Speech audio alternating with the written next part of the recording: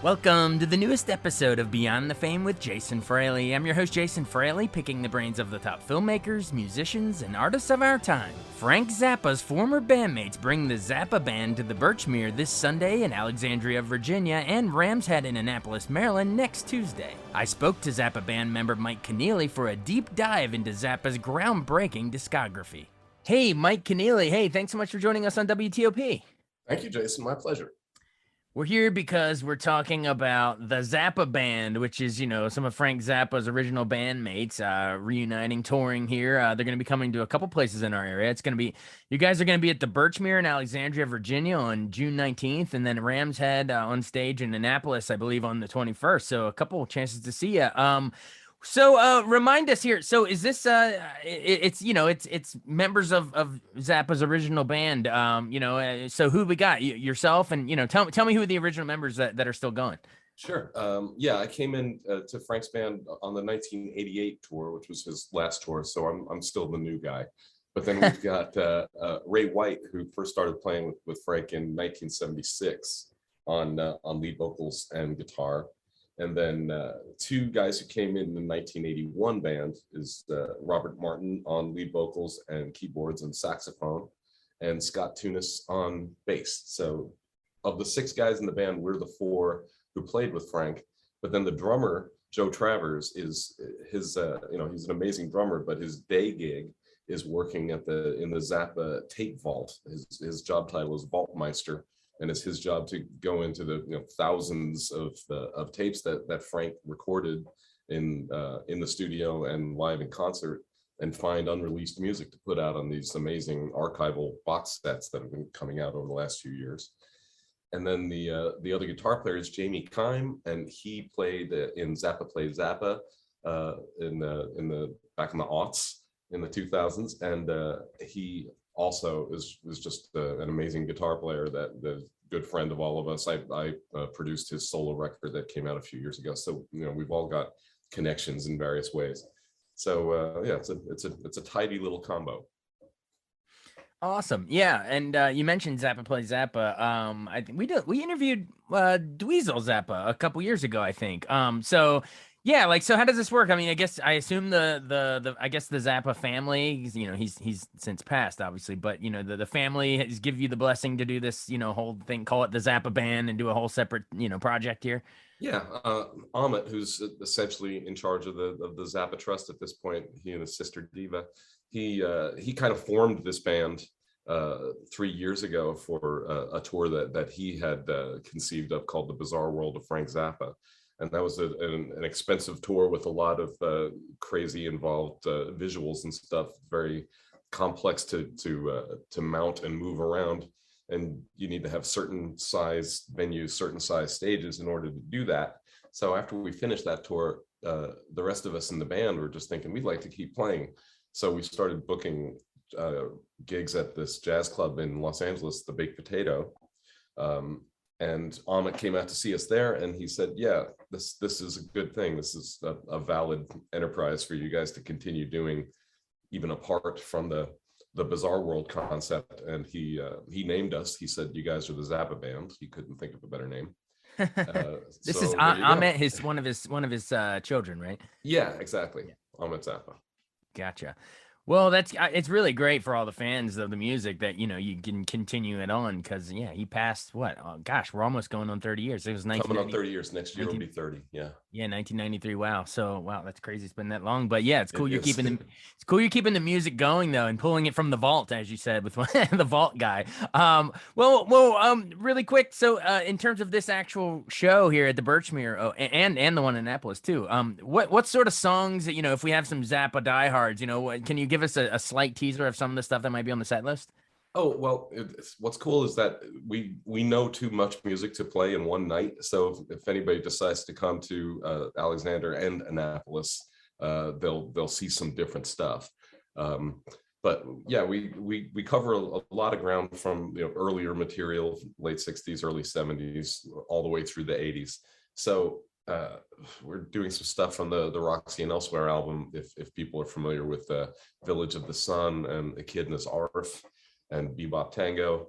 And then so that's from 74, but we're also doing, you know, some of the stuff that's more well known from the Apostrophe and Overnight Sensation records. But then we've also got some more obscure material from I think we're doing some stuff from Uncle Meat, and we might do some stuff from Weasel's Rip My Flesh, and then later stuff from the 80s, like from Alien Orifice from the Mothers of Prevention album. Yeah, just it's a, we're trying to, the same way Frank would do in concert, we're trying to strike a nice balance between the more intricate, complex instrumental stuff that some people are really into, and then the more straight ahead vocal material that some people are really into. And, you know, of course we were into all of it, and just try to deliver it all as strongly and confidently as we can, you know. Fantastic. Yeah, you're some of the song title drops and albums that you're mentioning. Fans will definitely they'll perk up when they hear those. They remember that stuff well. Well, I know you mentioned that you're relatively speaking, the newer member of the group, even though you've been there a while. Yeah, I've only been here for 34 years. Right. You're still a spring chicken after 34 years.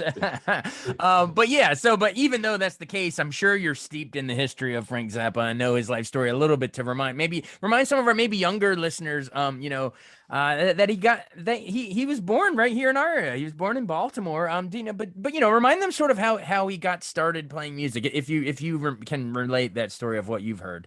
Yeah, well, I was a hardcore fan growing up, and so yeah, I was obsessed about Frank when I was a teenager in the 70s. So yeah, born in Baltimore, but his family moved to California, and he ended up in kind of out in Cucamonga, which is sort of in the middle of nowhere, and he ended up befriending a guy named Don Van Vliet, who later became Captain Beefheart. And Frank was just real interested in unusual music, probably for a teenager to be into, because he was simultaneously into real hardcore R&B, but he was also into really severe contemporary music, composers like Edgar Varese and Anton Webern. It's not like easy listening classical. This is the stuff that would make a lot of people just run out of the house. So those two influences combined kind of got him going. But he also was really into Stravinsky, and so his composition chops got developed at an early age. But also so did his love of rhythm and blues, and just a really nasty sounding guitar and stuff like that. He loved Johnny Guitar Watson and Guitar Slim, and these are guys who just, like, if you heard them play one note on a guitar, you could tell that their life depended on it. So he was into that stuff too. And then in the mid 60s, he formed the Mothers of Invention and started making a name for himself on the Los Angeles club scene as the rare entertainer who didn't care if you liked him. He was if an audience was hostile to him in any way, he was very happy to be hostile right back. He wasn't out to curry anybody's favor. And his music right from the get-go was very adventurous and experimental, and only got more so. So he really kind of developed a following of people who appreciated the unusual nature of his music, and how original it was, and how powerful it was to see people executing this impossible stuff live on stage, and also people who just appreciated his attitude. And he also had a wicked sense of humor, so a lot of his lyrics are really funny. And he just was a unique figure in popular music, and had a huge influence. Paul McCartney said at one point that Sgt. Pepper was the Beatles' attempt at doing a Freakout, and Freakout was the first Frank Zappa Mothers of Invention record, and you can hear some direct influences there. So even if people aren't that familiar with Frank's music, they definitely have felt his influence through other more popular music that they definitely have heard. His whole influence definitely got into the cultural water supply that way. But also, he later on did a lot of composition for orchestras, and many symphony orchestras continue to perform his music to this day. So it's his influence is spread far and wide. Yeah, you mentioned that Freakout album and how it might have influenced Sergeant Pepper some, and McCartney even said so. But so that came out in '66, and it really is. If you look back on it, was that the first ever quote unquote concept album ever created? Well, it would be a loose concept if it's mostly kind of a concept by virtue of the packaging, and on the inside he kind of presents his almost like his mission statement. It was rare to have any artist come from nowhere and make such use of the opportunity to let their feelings be known to the listener. You know, he presented himself as a he also, before he got into music professionally, he was in the advertising business and the greeting card business, and he got some insights at an early age into presentation and how to get your ideas across.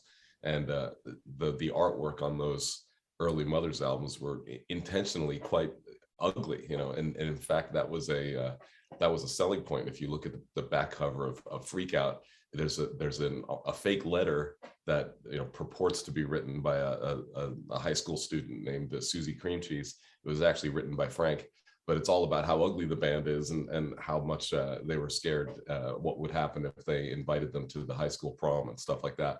So it was very savvy packaging right from the get-go. He knew that the band weren't as beautiful as the Beatles or any number of other more popular bands. So he was going to emphasize the other angle, the fact that they were, you know, they were outcasts, that they were they were literally the other people. Absolutely. And I mean, I'm just looking through, you know, all of his output, and it's really insane. And we would be here Oh, all it's a day. ridiculous amount of music. Yeah, yeah, Really, we really. we would talk all day, but I do want to, you know, try to hit a couple highlights for our listeners. But both for the hardcore fans that love hearing about it, and maybe some newer folks that, you know, give them pinpoint a couple for them to go back and listen to. So I'm gonna try to, maybe I'll pluck a couple if you don't mind. Sure. That maybe some of the more, more successful ones. Well, we mentioned Freak Out. Well, the next one actually did pretty well. Absolutely free. And you want to talk about that one really quick? Well, that was because they apparently overspent their budget, or at least they really bruised it on Freakout, which was a double record, which along with Blonde on Blonde by Bob Dylan, there were like two of the first standalone double albums released by rock music acts. So that was sort of groundbreaking at the time. Another Absolutely, groundbreaking thing. absolutely free. They were given like 9 hours to make because they had their budget cut. But they managed to really quickly in the studio, create two. This is unusual at the time. Also, it's two sides of music that are unbroken, meaning that each song goes into the next. So they're basically two like 18 or 19-minute suites, and there are some classic pieces on there like Plastic People. You know, very very acerbic commentary on society at the time. And Including Brown Shoe. Tell me about Brown Shoes Don't Make It. Brown Shoes Don't Make It is that's just that's a character study of an evil industrialist and the unsavory stuff that he gets up to in his free time. It's got, you know, characters and little dramatic plays and the different members of the band performing different characters and stuff like that. And it's also got expanded instrumentation in addition to the Mothers, who I think were a 7-piece band at the time. He also has violinists and trumpets and all sorts of unusual additional instrumentation, playing this very severe modern classical music that he wrote for sections of that piece. It's very unusual stuff for a rock musician to have been doing at the time. And then the album that came after that, which is called "We're Only in It for the Money," was truly groundbreaking. It was again, you know, unbroken suites of music on each side, but it was a really just sort of unflinching look at primarily the hippie culture of the time, which Frank was very disdainful of. A lot of people thought that he was a heavy drug user, but he never did drugs and was actually, you know, real dead set against it. And but the sound of the album was groundbreaking because he was doing a lot of experimentation with tape and with manipulation of sounds. Like he could take the sound of a clarinet and speed it up and run it through various effects in the studio and do tape splices and have it coming out sounding like just like some crazy beast. So it was almost like he was sampling himself or sampling his own band, and then doing an incredible amount of sonic manipulation of that source material. These were sort of experiments that maybe a lot of contemporary composers like Stockhausen and were doing at the time, but in popular music it was pretty unheard of. So Frank just was always, if he was given time in the studio, he was doing what he could to maximize it and do as much experimentation and research and development as he possibly could. But the songs on there are just incredible. Oh, absolutely. And then jumping ahead a little bit, you mentioned Uncle Meat earlier, but just to remind our listeners, and not to be confused with I guess there was a film that came out years later with the same title about it. But yeah, just how do you think that continued to push the band forward? Well, he got some more people in the band at that point, and he had there was a guy named Ian Underwood who had joined for We're Only in It for the Money, a beautiful piano player and alto sax player, and he really came into his own on Uncle Meat because Frank was able to take him and Bunk Gardner, who also played woodwinds, and overdub them many times over. So you would hear what sounded, for all the world like a chamber group of woodwinds, but it was just Bunk and Ian overdubbed many times over, and so Frank was getting into heavy overdubbing around that time. And there was also a woman named Ruth Underwood who came into the scene at that point.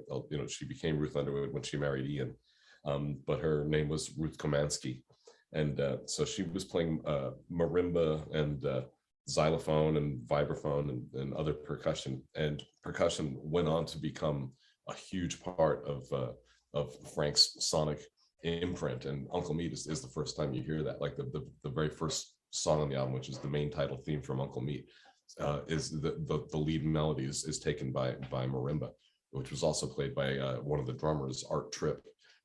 So he was just expanding the instrumentation possibilities on Uncle Meat, and his composition got ever more ambitious and experimental. And that was like the first. Well, he had done an album called Lumpy Gravy before that, which was written for like a studio orchestra. And so that was like some serious composition, although Frank always bridled at the idea that one kind of composition could be more serious than another. He took it all exactly as seriously and exactly not as seriously. It was all just sound to him, and he thought it was all equally valid. Right, like all geniuses will say, they don't even realize how they're shattering everything as it goes along. Well, jump ahead real quick to 200 Motels, because I know that was a powerful soundtrack, but also for a movie where he played himself, and the Mothers of Invention playing themselves, and even some guest spots. But I think like Ringo Starr and Keith Moon and a bunch of other people also acted in it. But talk about that as both both the music and a surreal sort of musical film. Yeah, well, it was interesting. Ringo actually played a character named Larry the Dwarf impersonating Frank Zappa. So that was that's some layers right there. Yeah, and Keith Moon played a nun. So he definitely found some interesting things for these guys to do. Again, it was the music of it was heavily orchestral, and the orchestra playing the music actually appeared in the film. Which is interesting because the orchestra, which was the Royal Philharmonic, didn't like the music and didn't like Frank, and you can see their disdain for the whole enterprise pretty clearly on the screen. So that, again, an interesting layer. But Frank was given a budget to make the movie, and it was a small budget, and he was only able to film a small portion of what was in the shooting script, and then in editing had to try to make some kind of coherent plot thing out of it.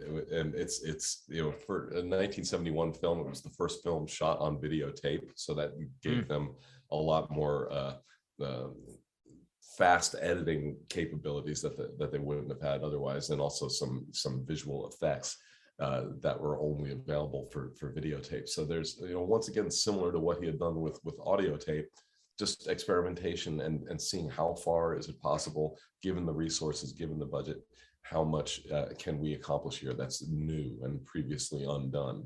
He always was interested in just creating things that nobody else had even considered creating before.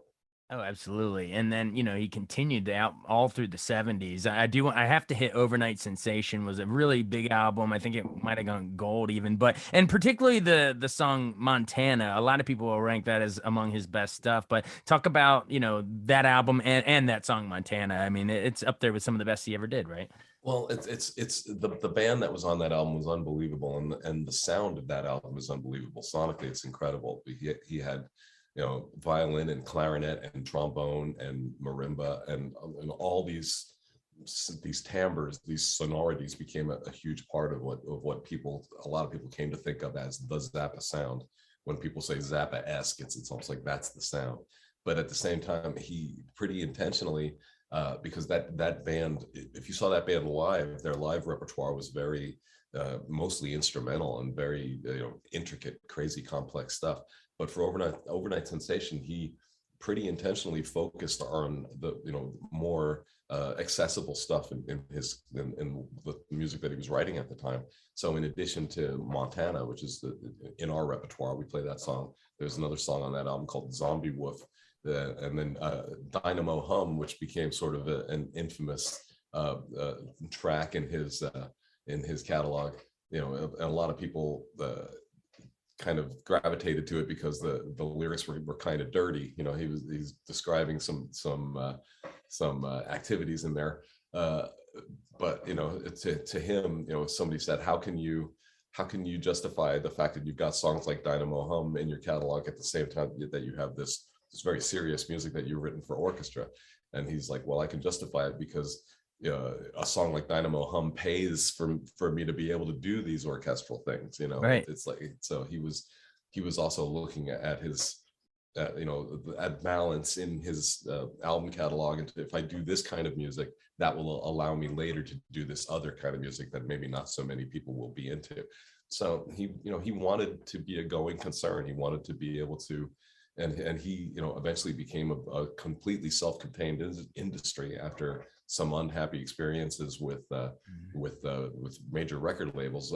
He later on started his own label, which once again was a bit groundbreaking at the time. In the very early 80s, there weren't that many established world-renowned artists who were essentially going independent. And nowadays it's like it used to be that a band's number one goal was to be signed to a record deal, and now most bands run away screaming from the very idea of such a thing, because of the nature of the deals that are usually offered in those circumstances. So Frank and his wife Gail, who ran the label with him, were very much a self-contained cottage industry eventually.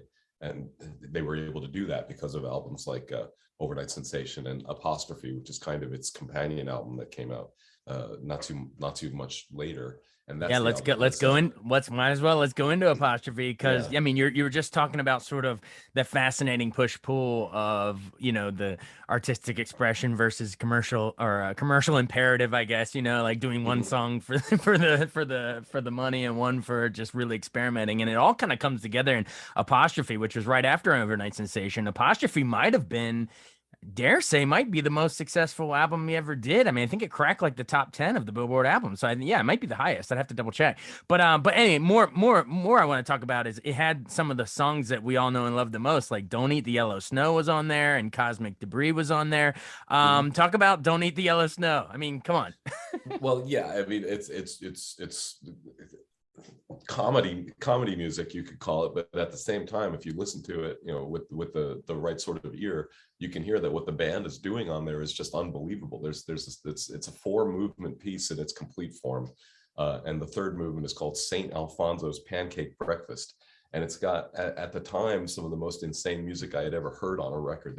There's a passage in there for it's primarily played by George Duke on synthesizer and Ruth Underwood on marimba, with unbelievable drumming and bass playing. It's just a ridiculous passage.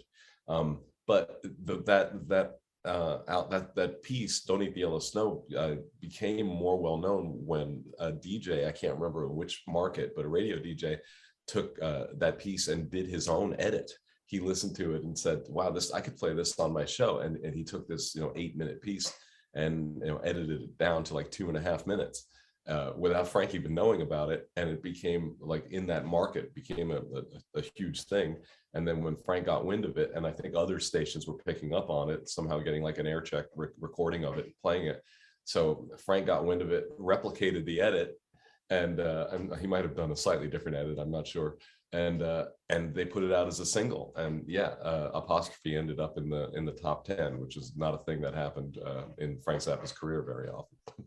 No, but he kept it going. The Chic album. I don't even know how you say it. Shake Your Booty. Shake. Which Oh, is, of course, Shake Your Booty, because Dancing Fool is on there. So yeah, Shake Your Booty.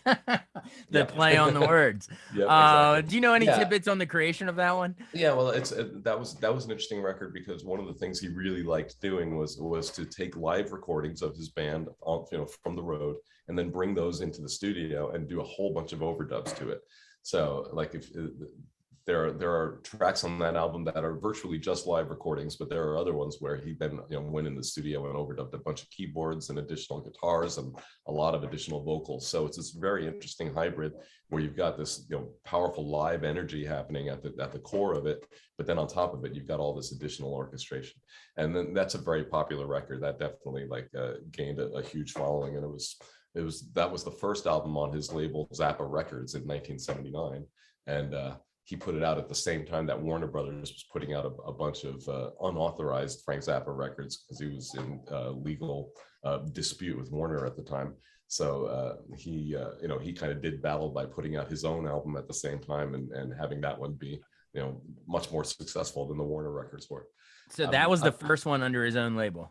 Yeah, and then later on he formed another label of his own called Barking Pumpkin, and that became his primary label throughout the 80s. Yeah, I mean, everyone also check out Joe's Garage too. I mean, there's some big stuff on there. Yeah, that's a huge one. Yeah, but you've been more than generous with your time. So again, everyone check them out. The Zappa Band. It's going to be at the Birchmere in Alexandria on the 19th, and then in Annapolis at Ram's Head on the 21st. So, hey, thanks so much for doing this. I really appreciate such a deep dive. It's awesome. Yeah, I wasn't expecting to dive so deep, but that was fun, and I appreciate it too. And thanks for letting people know about the shows. I hope they can make it out. All right, sounds good. Mike Keneally, appreciate it. Oh, thanks so much, Jason. I also spoke with Frank Zappa's son, Dweezil Zappa, when he played the Birchmere in 2016, raising money for the charity Guitars Not Guns. I'm here with the one and only Dweezil Zappa. Take me into, if people do end up showing up at Birchmere, what sort of stuff can they expect from your show? Well, this is a tour where I'm playing music from my new album that's called Via Zamata. It's the first record that I've made in the 10 years that I have started doing Zappa Plays Zappa, so it's really sort of the first record that gave me a chance to incorporate things that I've learned from 10 years of playing my dad's music, but also just getting back to my own roots as a musician on my own. So it's I would say, for lack of a better description, it's more of like a pop. It's a twisted pop record, really, with quirky arrangements of things. There's plenty of guitar and things thrown into it, but it's probably less of what people would actually expect from me. I like that. Twisted pop. It'll be a new genre. Your dad had some radical rock, and you're twisted pop on the new album. I love it. Yeah. You mentioned that the last 10, decade or so, you've been playing Zappa, your dad's stuff. How do you balance keeping your own creative fires alive, writing this new album of yours, and also paying tribute to, the previous generation? Well, the reason Zappa Plays Zappa exists is because there's so few opportunities for newer generations to really discover my dad's music, and I felt like it was in many ways undiscovered, but it was also, once my father passed away, it was also being treated improperly, because a lot of things that were being written about his music and the way that history was attempting to rewrite itself was they were really making it more about novelty music and saying, oh, he's the guy that had songs like Yellow Snow and Valley Girl and stuff like that. Now, those are songs that maybe got on the radio, but that's barely representative of the over 80 albums that he made in his career, which were mostly, serious music, and there's avant-garde and classical and jazz and rock and all these things.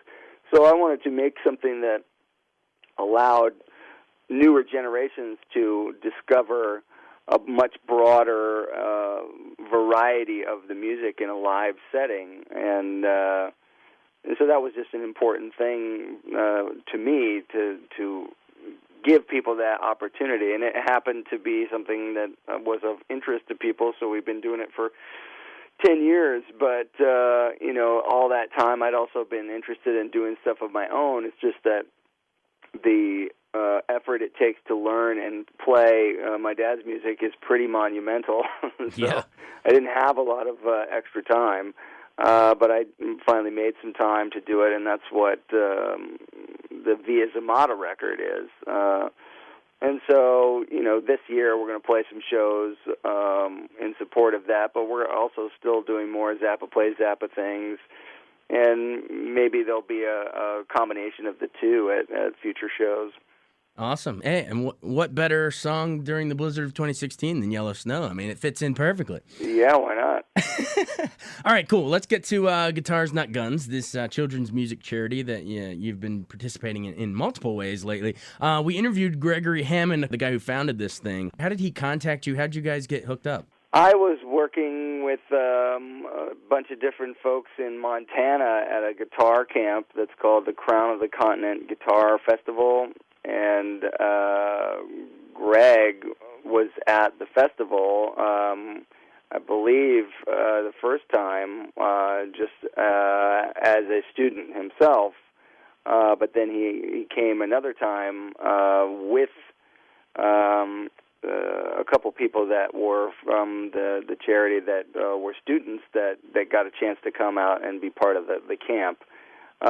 So in talking to him at the Crown of the Continent Guitar Camp, it seemed like it was a very worthy cause to sort of get invested in, just because playing guitar is something that you can do for a lifetime, but when you learn at an early age, it's something that can keep you very occupied and self-motivated, and essentially, if you have that kind of drive to do something like learn an instrument, you can parlay that into other things that you want to learn more about, and keep that self-motivation, and it keeps you out of trouble, basically, because you have things to do, things to accomplish, and rather than find yourself with the wrong crowd. So it's a positive outlet, yeah, for sure. Yeah, definitely. And you represented the charity, like that was your charity of choice you went on Celebrity Rockstar episode of Chopped. Yep. How did you get invited onto there? And God, I think you were competing for like $10,000 trying to raise it for guitars. Tell me about that experience. Yeah, I mean, that's a popular show on the Food Network, Chopped, and they had an episode where they invited musicians to come on and all compete for a charity. And so I enjoy food and cooking and all those things, but I don't do it in a competitive way. So it was a little bit of a challenge to go into a foreign kitchen and be handed ingredients that are all incongruous in some type of a box that's made to create failure for people. So it was a stressful thing to be a part of, but it was an interesting creative challenge. Oh, that's so awesome. I think another run-in you had with the charity, you donated that Rockstar chef jacket from the show, Yep. and a dressing room door sign to the charity. Yeah. And did I hear you had all the rock stars on the show sign it too? Yeah, we did. The people that were involved in the show were all real nice musicians. It was Lita Ford. It was who were the other folks? There was the guitarist from Twisted Sister, Mm-hmm. and also the singer from Foreigner. Awesome. and Kelly Hansen. So everybody was there to have fun and raise awareness for their charities and stuff too. So they were happy to lend their brief moment of signature status to those items. Literally signature status. Now, I see what you did there. That was a little tricky. Also, and then I think even more another time at the Crown of the Continent Guitar Festival in Big Fork, Montana, you brought up was it a student, or I guess it was an alum of Guitars Not Guns? You brought him up to perform Muffin Man? Yeah, this opportunity just came about because the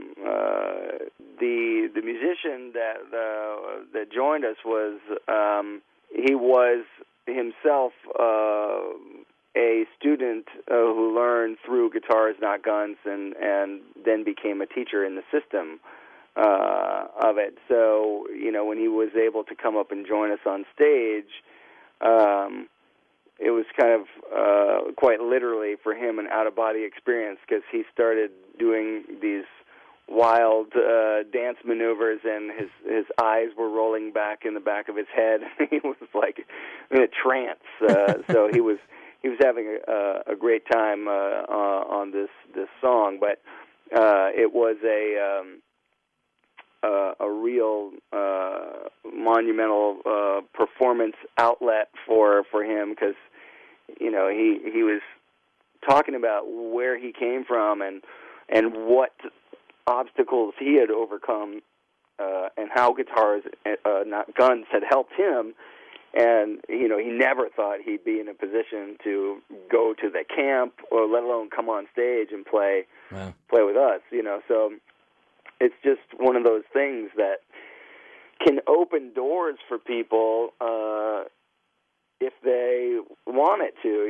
It's just a transfer of energy to the right direction. It's if you can create a self-fulfilling prophecy by really just taking the time to focus on something that you want to learn, a skill that can actually give you something in life.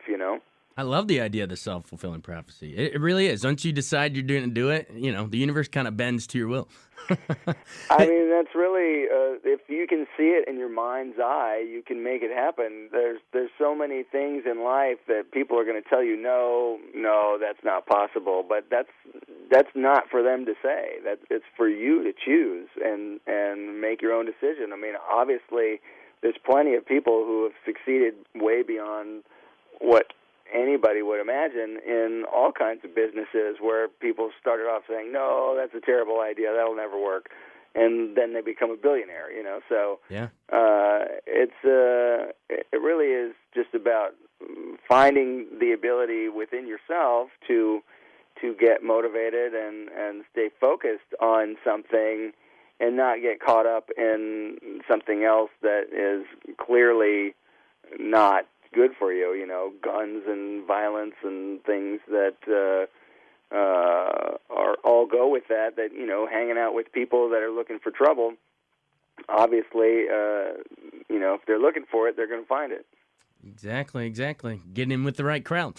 Well, the guy, I think the alum of the group was Tyvon Hewitt, and maybe one day he'll have a group called Hewitt Playing Hewitt, like Zappa Playing Zappa. You never know, but yeah, Tyvon, he was pretty wild. You might be able to find some videos of him on YouTube playing that song, because like I said, he got into it.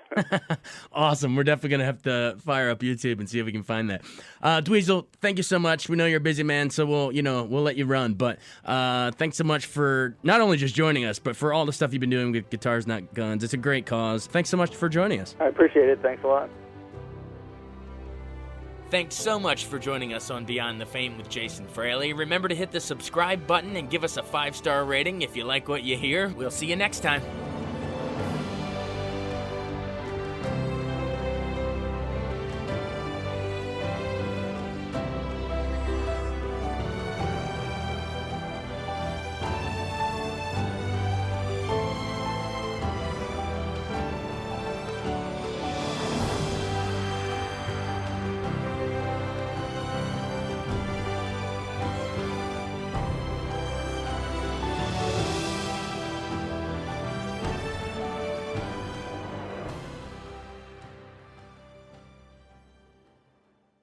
I wanted to take a second to tell you about an app I really enjoy. Living in the DC area is great, and Podcast DC gathers all of the local shows that I like all in one local app. Health, sports, local news, politics, and so much more. Podcast DC is the new local app with hundreds of DC area podcasts to choose from. I can earn exciting rewards just for listening and share the podcasts I love instantly. Available in the App Store or in Google Play. Listen local with Podcast DC.